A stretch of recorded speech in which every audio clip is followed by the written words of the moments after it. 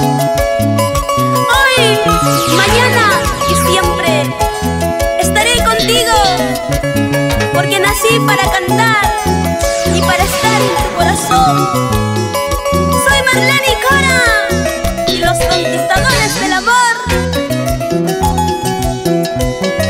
Para la Corporación DAS TV Internacional y JC Producciones.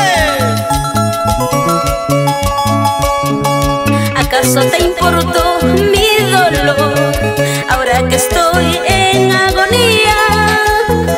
Dijiste que me querías, juraste que tú me amabas. ¿Dónde está tu amor? Dijiste que me querías, juraste que tú me amabas.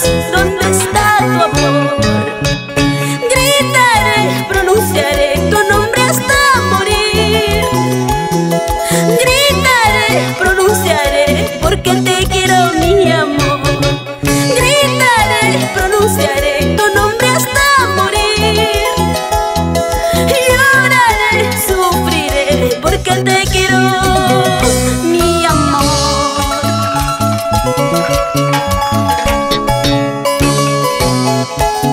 Gritaré tu nombre hasta el último día de mi vida, porque te amo, porque te quiero, amor de mis amores. Sentimiento, sentimiento, Marlene. Alberto Vargas, Sombreros del Caballero, en Ayacucho.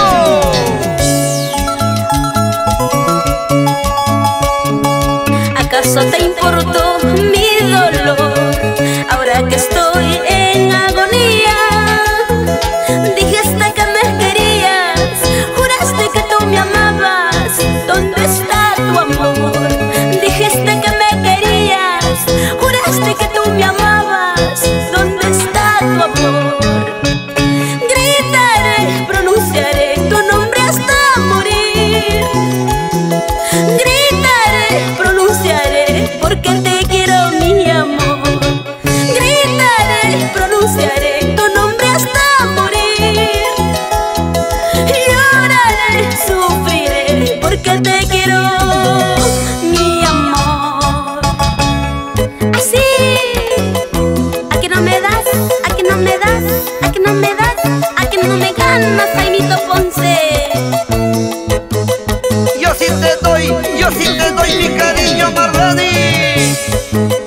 Vamos a bailar, vamos a gozar, a zapatear toda la noche, suavecito, ¡ay qué rico!